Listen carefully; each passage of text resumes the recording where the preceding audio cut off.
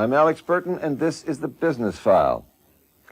Have you ever wondered why, when you want a hamburger, you can go to a fast food stand and buy it? Or have you ever really considered why companies stock certain merchandise in great quantities and for other goods carry just a little or none at all? Or why the goods you buy are made by private companies and not by the government? Or how you get these goods rather than someone else? Well, if you've ever been curious about or asked yourself these questions, you've been indirectly studying the workings of the market system and capitalism. Our businesses operate in an economic system called capitalism. Now, we all know this, but I want to go beneath the surface of capitalism and explore what makes it tick. The purpose of our show today is to examine capitalism in depth, to understand what it is and how it operates, and to compare it to other economic systems. In order to understand business, we really need to understand the system in which it functions. To set the stage for discussing capitalism, we need to examine some basic economic elements. And to do that, we've prepared a piece on the elements of an economic system. All societies are faced with the question of what to produce for its citizens. They also face the question of how much to produce. Different societies have different needs. All societies are faced with the same basic economic questions: what to produce, how much to produce, who produces it, who will receive it. The answer to these questions is provided by the economic system of the society. It is the determinant of what goods to produce, how much to produce, and who produces the goods. The government can direct the factories to produce what goods and how much of these goods. Or management in private business can determine what is to be produced and how much will be produced. The final questions addressed by an economic system is who receives the goods and how they are distributed. Ultimately, people buy goods. The type of economic system used determines how they are distributed. In one type of system, people buy goods and services with income earned from production. In another, the government gives people purchasing power not earned through producing goods and services. The economic system answers the economic questions and determines what goods and services will be produced. In doing this, it allocates the factors that make up the goods and services. These four factors, land, labor, capital, and entrepreneurship, are required to produce any goods or service. Land includes the natural resources growing on and under the Earth's surface: trees, minerals, oil, gas. Labor includes the total human resources to turn raw materials into goods and services. Capital is the total of money, tools, equipment, machinery, and buildings used to produce goods and services. The final factor is entrepreneurship. It is the skills and risk-taking needed to combine the other factors of production into goods and services. Obviously, the economic system a society adopts is critical. It is the economic system that answers the economic questions, such as what to produce, how much, who produces it, and who gets it. It determines what goods will be provided in the process, and it allocates the resources to the goods. Well, now that we have some idea of the elements of an economic system, we're going to discuss the three major ones with three of the nation's major economists. Waiting for us on the East Coast in his office at the Massachusetts Institute of Technology is Professor Lester Thurow. Besides teaching at MIT, Professor Thurow has served on the President's Council of Economic Advisors, authored numerous books, including The Zero-Sum Society and Dangerous Currents, and he writes regularly for Newsweek and the New York Times. Also at MIT is Professor Paul Samuelson. Professor Samuelson is the author of Economics, a book which has been in print since 1948, as one of the most widely read and influential texts on the subject. And he is also the recipient of the 1970 Nobel Prize in Economic Science. Professor Samuelson, it's a privilege to have you and Professor Thurow with us today. Well, it's a pleasure to talk to you. And on the other side of the country, in Palo Alto, California, Professor Milton Friedman is in his office at the Hoover Institution in Stanford University. Professor Friedman has hosted his own television series on economics, in addition to being a teacher, author, advisor to two presidents, and recipient of the 1976 Nobel Prize. Professor Friedman, thank you for letting us visit with you today. Well, I'm glad to have you here, and glad to welcome you to Hoover Institution, Alex. Gentlemen, we're here to discuss the three basic economic systems: capitalism, communism, and socialism. And the one I'd like to examine first is capitalism. What is capitalism? Professor Thoreau, I gather that to understand any economic system, you first need to understand who owns or controls the means of production. And so, in a capitalist economy... And so a capitalist economy is one where you have private ownership of the means of production. All right. Now, Professor Friedman, if you have private ownership of the means of production, how are the basic economic questions answered? In a capitalist system, that is done by the choices of individuals. Individuals, consumers, are the boss. If I may put it another way, a capitalist system, a market system, is organized from the bottom up. The consumer gives the orders. Those orders are transmitted to the retailers, the dealers, and so on. Professor Samuelson, how do the consumers give those orders? Could you explain the mechanism here? The capitalism is essentially a system of markets. It's a system of supply and demand.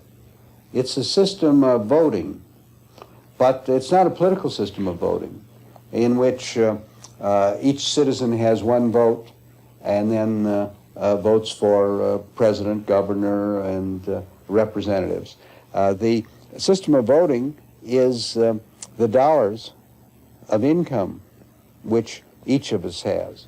And we come in the marketplace, and if we want shoes and opera and cast our dollar votes in that direction, then our demand creates a profit opportunity, an income opportunity for resources, factors of production, land, capital goods, human labor and skills, to move into the field of opera, of shoes, and respond to those particular needs.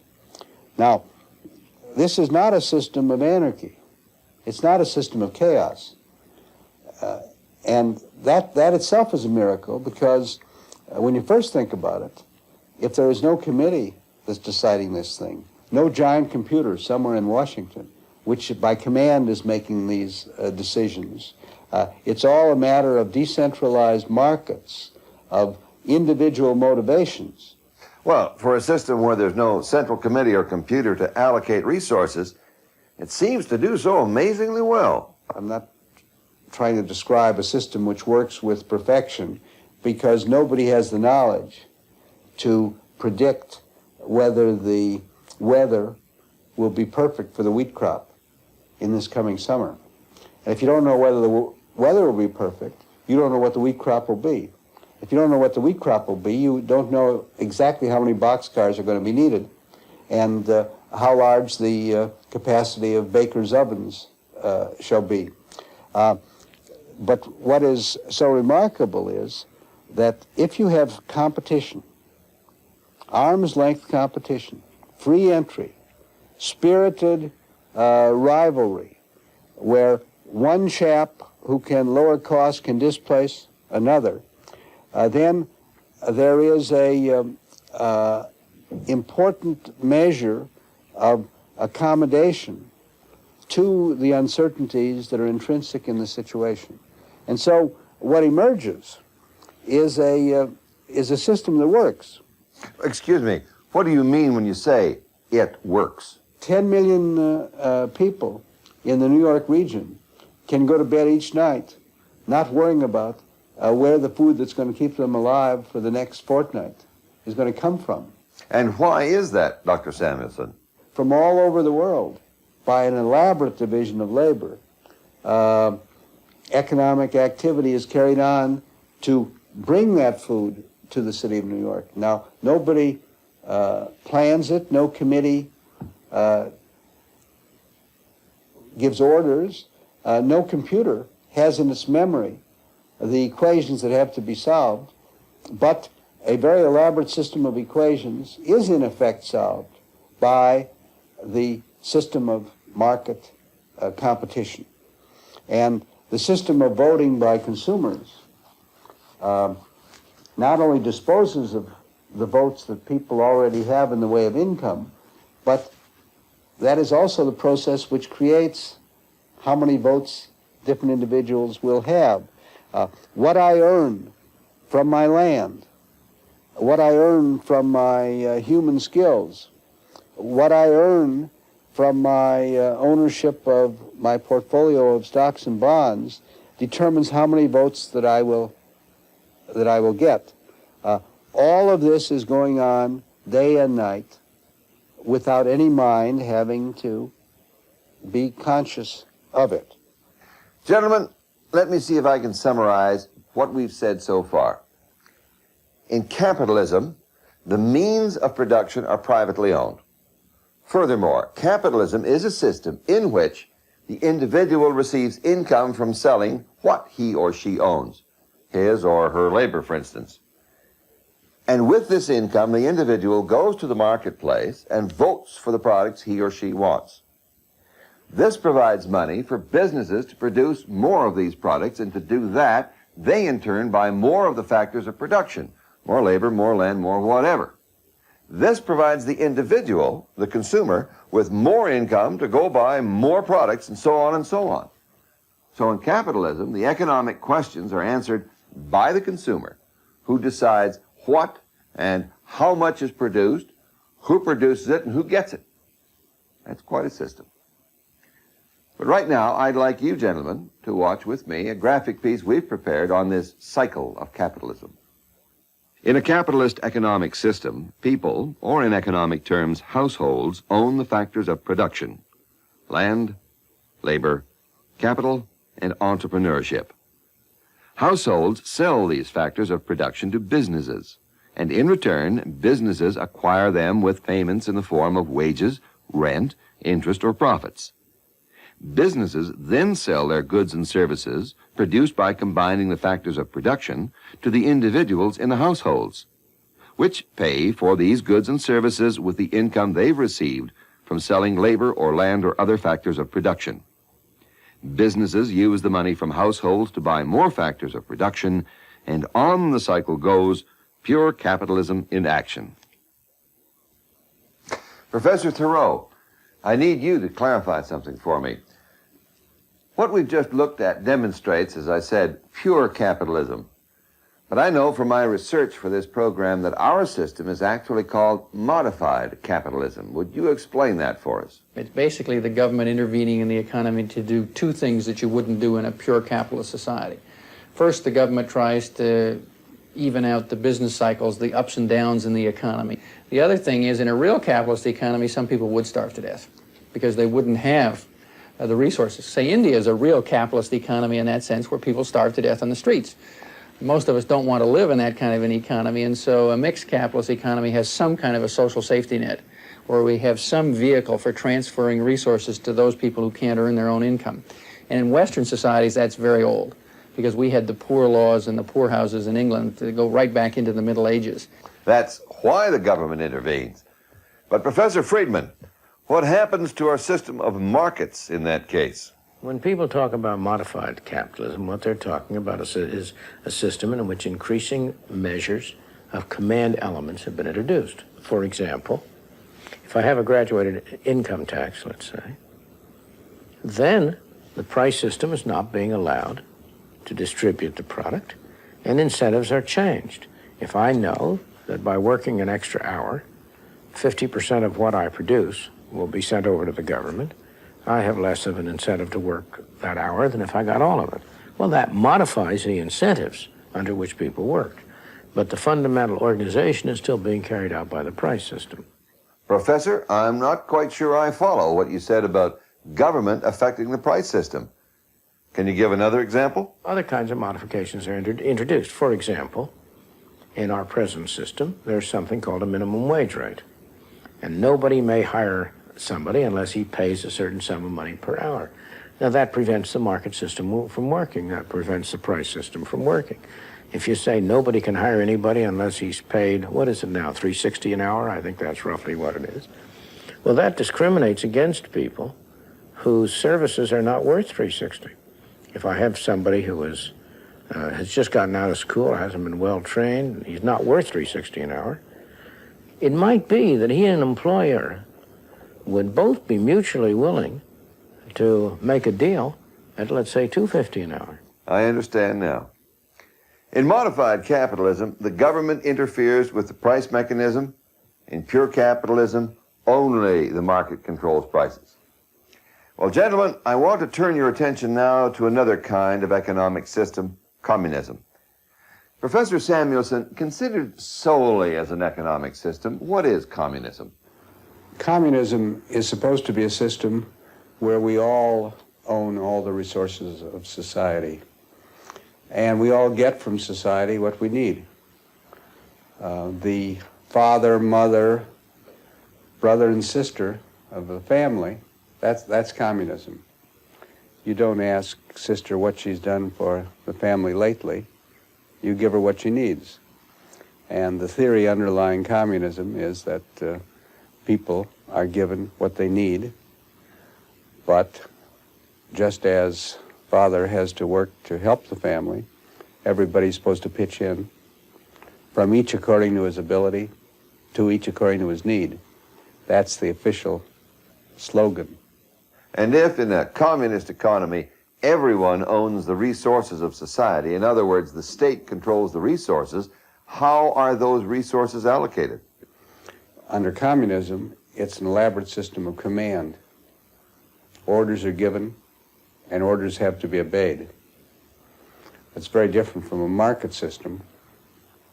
There is no mind in a market system. But under a communist system, there is someone making conscious economic decisions. Professor Thoreau, who gives the orders? The state essentially functions as capitalist and runs the enterprises. The state runs the entire economy? How? Professor Friedman, can you build on this? The simplest way to describe it is that they are attempts to run a society the way you run an army. They are attempts to use central direction. And how does this central direction answer the economic questions? There's a planning board at the center which decides what shall be produced and who shall get it. It determines all of the functions of a price system are performed. What shall be produced? The Politburo or the planning, Gosplan, the planning organization says. How shall it produce? It tells the individual factories what methods to use. Who shall get it? It decides who shall get it. That's in principle. In principle? What do you mean? It sounds very good when people say it, as they try to say it in principle, that to each according to his need, from each according to his ability. But when you convert it into practice, you can only give to each according to his need if somebody decides what his need is. And that means somebody else has to decide for him. You can only get from each according to his ability if you order him, tell him where to work and what to do. So that in practice, that fine-sounding slogan turns into some government agency giving orders about what shall be produced, how shall it be produced, and whom shall it be given to. So, Professor Thoreau, what the three of you have been saying is that in practice, the state takes over the consumer's role and makes marketplace decisions, such as How those firms work, what they produce, how many bolts of cloth you should have, how much red, how much blue. And it's an element of planning in the economy that's much more central, because you're not going to be allocating goods and services based on prices and wages. You're going to be allocating them based on what's sometimes called a command system. Gentlemen, now that we've discussed capitalism and communism, I'd like to take a moment to show where these systems are compared to each other and see where some countries which operate under these economic systems are compared to each other. The economic continuum. On one end you find a market economy, one in which all economic decisions are made solely by the market forces of supply and demand, pure capitalism. And on the other end of the economic continuum is a command economy, one where all decisions about production, distribution, consumption, and property ownership are made by the government, pure communism. The United States, as an example of modified capitalism, is, as you can see, some distance from being a true market economy. At the other end of the continuum is the Soviet Union, not a pure command economy. In fact, no countries have pure market or command economies.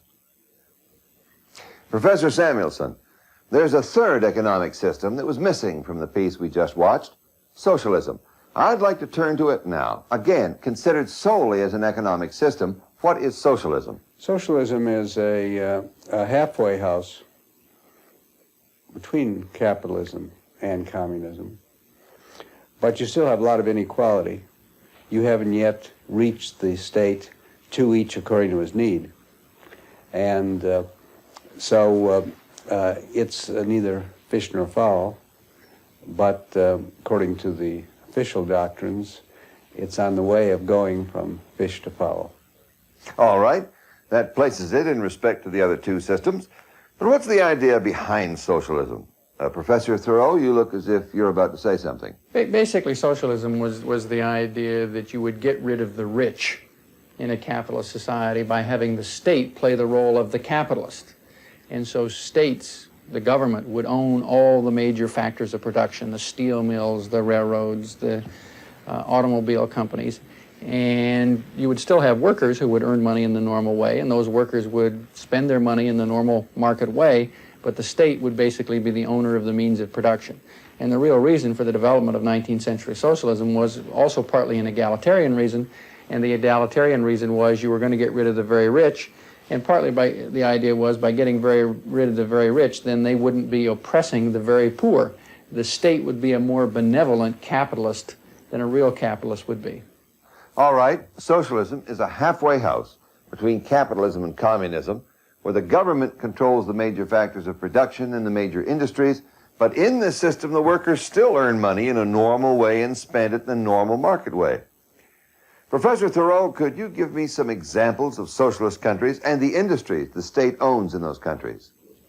Well, here again, there aren't any real socialist states where the government owns everything.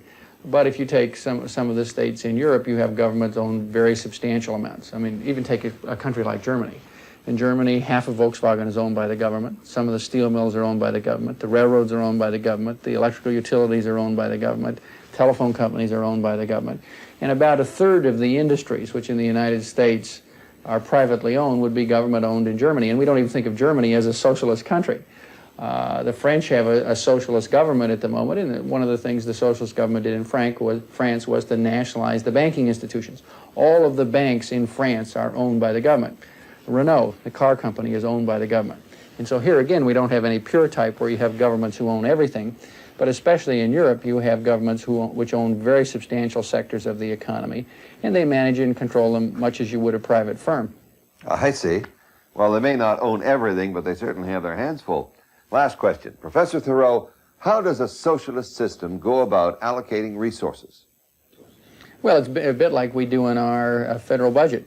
The government has to decide how many of the resources go into defense, how many go into Social Security, how many go into the Weather Bureau, how many go into the Coast Guard. And in a socialist society, you make that decision not just with respect to what we would normally think of as government functions. You also have to say how much of the investment goes into the automobile companies that I own, how much of the investment goes into the steel mills that I own, how much of the investment goes into the telecommunication companies, which I, the government, own. And so that kind of government allocation process is much bigger in a socialist economy than it would be in our economy. All right, let's go back to our economic continuum one more time and see where socialism falls on it. And we'll see how some countries which use these systems compare. France falls very much in the middle of the continuum, and the United Kingdom is very representative of socialism. Sweden, too, is another example of socialism, but is closer to a command economy. The positions of these countries between the pure command and pure market systems fluctuate depending on the society's needs and philosophies at the time. At different points in time, the United States has moved to more elements of a command system, then back closer to a market system. On the other hand, China has moved from an extreme command system to more elements of a market system. Which is one of the things that must make economics continue to be interesting, even to people who know as much about it as you three gentlemen. Professor Samuelson, thank you, and Professor Thoreau for joining us from MIT. It's been a pleasure. That's been interesting. And Professor Friedman, thank you for joining us from Stanford. Well, thank you for having me. How a society chooses to allocate its resources is determined by its economic system. Communism is one such system, socialism is another. The system American business operates in is called capitalism. How American business decides what to produce, how much to produce, and how to produce it is made possible by the economic system. It's a system in which consumers have the vote in the marketplace. Until next time, I'm Alex Burton, and this has been The Business File.